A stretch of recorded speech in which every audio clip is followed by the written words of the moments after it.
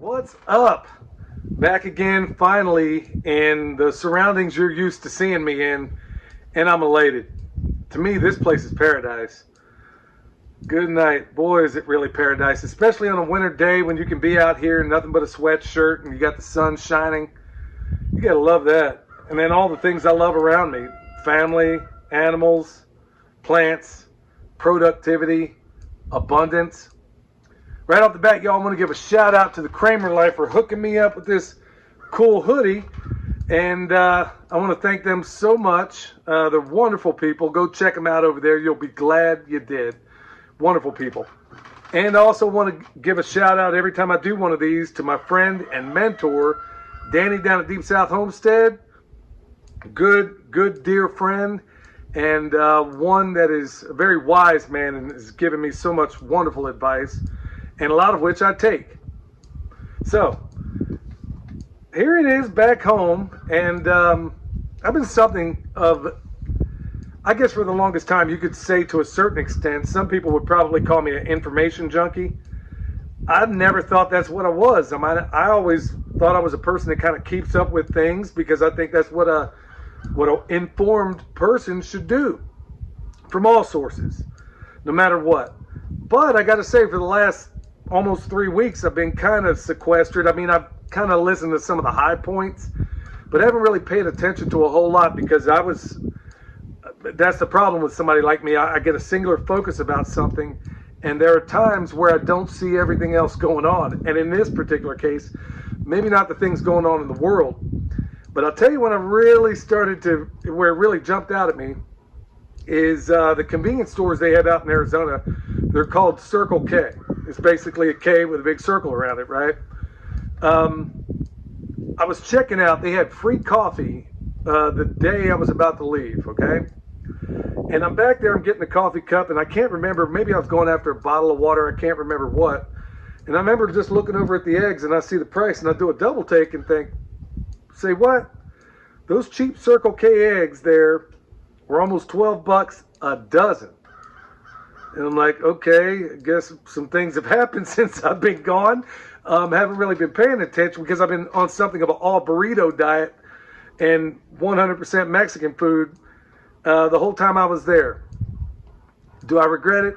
Nope. But I'm about to get that worked out. Anyway, as I was flying home, they announced, they say, okay, we're about to do the beverage service and we're about to go around this cabin. But if you want coffee and you want creamer, afraid we don't have any. There's a shortage out there and we don't have any creamer. So now there's another data point. Now keep in mind, apparently a number of you out there probably know about this, but like I said, I've not had to do any shopping and any of that stuff for going on 3 weeks now. I'm not mixed up with it in any time. And then all of a sudden I get back home, it's night, it's about 11 o'clock. We talked about this in the podcast. And all these topics, folks, if you want to know more about it, please go check out the podcast. I think you'll be glad you did. It'll be linked down below. Anyway, I get home, and, as you do when you're gone for any period of time, you kind of muddle around and try to find out how things have transpired while you were gone. And, of course, there's nothing to worry about because everybody here knows as much about this place as I do. So William and Michelle and everybody else around here, they pick up. And in fact, you come back, things have improved. And that's an awesome thing. Really awesome thing. It's like when you leave your place for a while, it's like, the only way I know how to describe it is like, let's say there's a child that you see maybe every 6 months or so. And when you do see them, their growth is astonishing. When you don't see them every day, right? Well, that's exactly the same way I feel when I'm gone for that period of time. And then I come back and I look around and I'm like, wow, wonderful. These methods work. They do exactly what they're supposed to do. Everything is as holistic as you can imagine because in some places, let's say your cows are over here, your chickens are over here, your pigs over here. When you come back, in many cases, they're going to be in the same spot. Well, everything moves all the time, and it's important to be that way. So that's a good discovery, but I'll talk about another discovery that I made not only while I was there, but on, as I got home. I made the bad mistake. I remember having this discussion with Joel Salatin where I don't watch TV, okay? opens you up for so many other things that you can do. But when I find myself on trips or in a hotel or whatever the case may be, and TVs are available, I end up tuning in because I want to know with the powers that shouldn't be. I want to know what the latest lies are, okay? At least from their own mouths. Well, I turned on the TV. Lo and behold, I hear that General Jack Keane, which every time I see that polecat on there, he and all the others, by the way, if you see them on network news and they were a former general or colonel, field grade officer of any type, admiral, I almost said admirable, but that's anything but. Just because these people were formerly soldiers or field grade officers doesn't mean they're good people. Many of those same people are employees of what General and President Eisenhower once called the military-industrial complex. So when you see them on the news and they tell you all this stuff, take it with a grain of salt, because they are beholden to the powers that shouldn't be. Every single one of them, just about. But I see him on there talking about how we ought to be murdering people. And then not long after that, that polecat in South Carolina called Lindsey Graham gets on there talking about how we ought to be killing people. And then, of course, Sean Hannity with a CIA lapel pin. That Operation Mockingbird cutout, along with all the others, because they're all the same. He's just overt about it. Telling you about how we ought to be going to war, how we ought to be murdering people. And then how we just sent 31 M1 Abrams tanks. Apparently sent a bunch of Bradley fighting vehicles over there. And then now Germany, I guess, they got to get in to the loop as well. I guess they're going to be sending Leopard 2 over there. So you got 31 tanks. Okay, that makes what, a battalion in the army? Against how many Russian divisions? Against a handful of American-made tanks and German tanks? Doesn't sound like a good night, man. Is this really the world we live in right now? I mean, did we just forget about what Russia said was their red line? We don't have money for grandma out there flipping coins, wondering whether or not she's going to eat cat food or take her necessary heart medication. But we got money to send over there for this.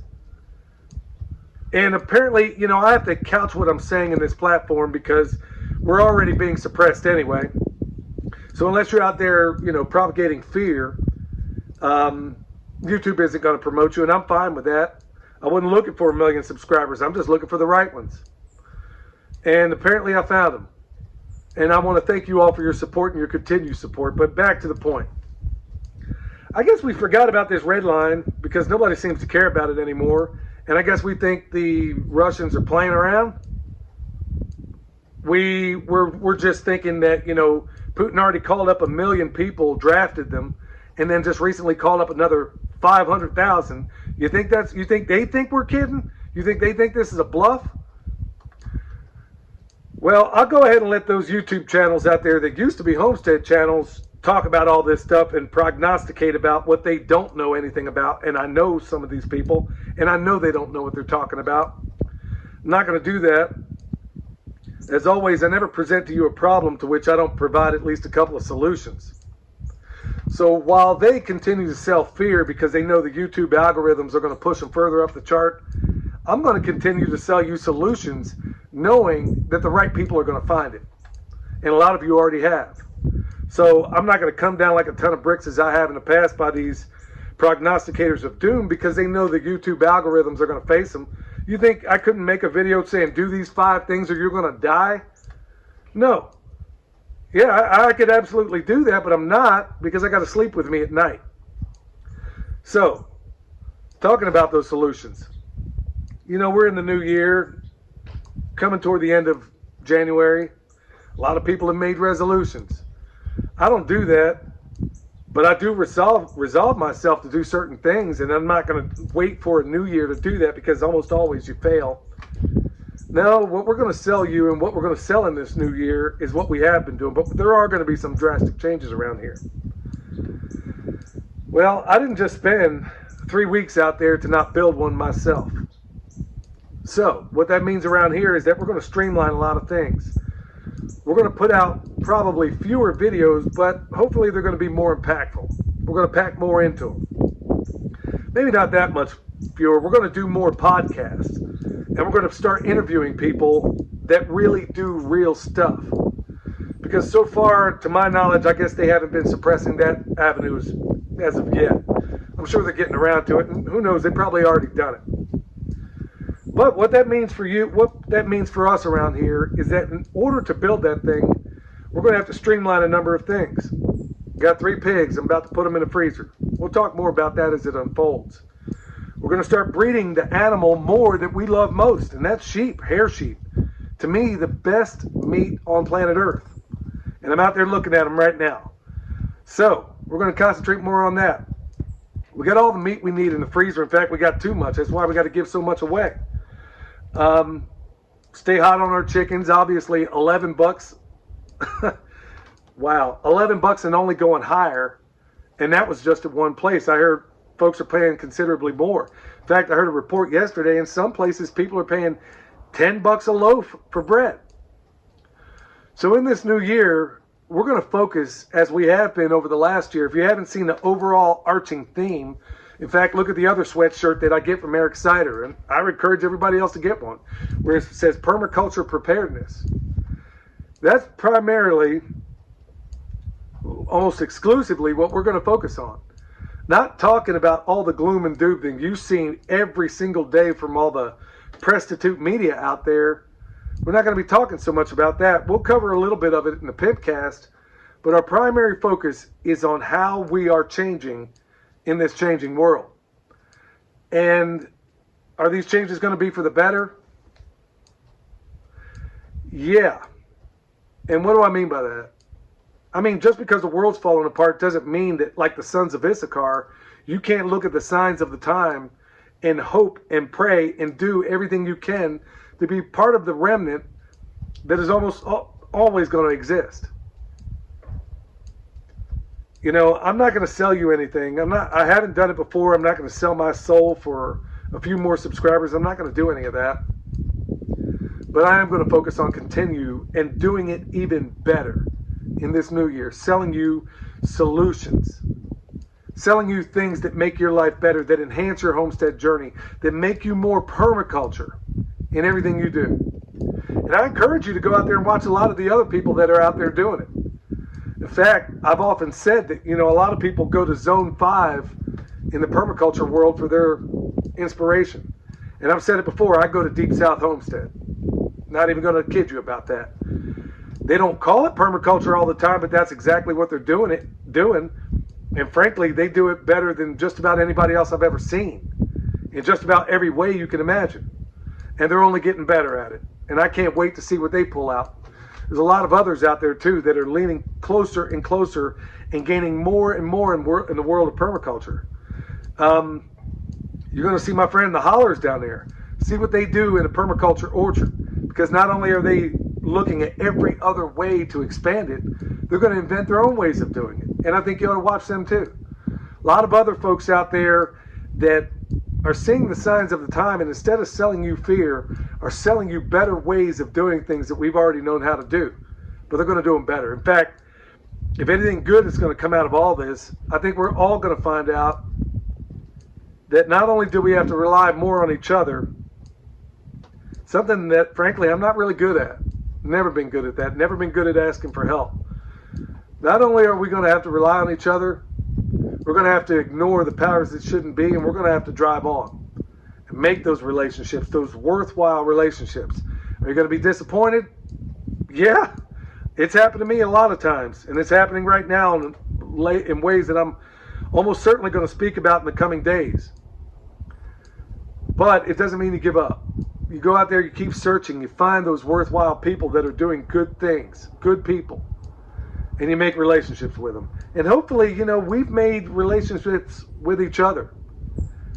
But in this coming year, y'all, I'm hoping that you realize that the changes we're making are not only going to be beneficial for us, but I'm hoping that it's beneficial for you, that you evangelize a lot of the things that we're doing. The chicken tractor on steroids alone would be earth-shattering if more people did it and evangelized it. Don't tell them you got it from us. Tell them you got it from Jeff Lawton. I don't care who you tell them you got it from. But do it. Evangelize it. Pass it on. Because that system alone could solve all the protein problems, the compost problems that we have right now. We got entire playlists on what you can do there. But we're going to be doing even more groundbreaking stuff, and I can't wait to get it done. I almost let the cat out of the bag, but I'm not going to do it, y'all. Anyway, in this coming new year, stop listening. If you take anything away from this, stop listening to these people that sell you fear. Whether it's Fox News, MSNBC, CNN, all those mainstream prostitutes, or the homesteading prostitutes that have emerged out there because they know the algorithms favor that. Yeah, get good sources. I won't belabor it because I got a lot to do, got a lot to catch up on. Just wanted to be back in my natural habitat and say hi and well wishes to all you wonderful folks out there. So until next time, this is Billy from Perma Pastures Farm, where I'm actually at the farm. How cool is that? Till next time, we'll see y'all. Take care.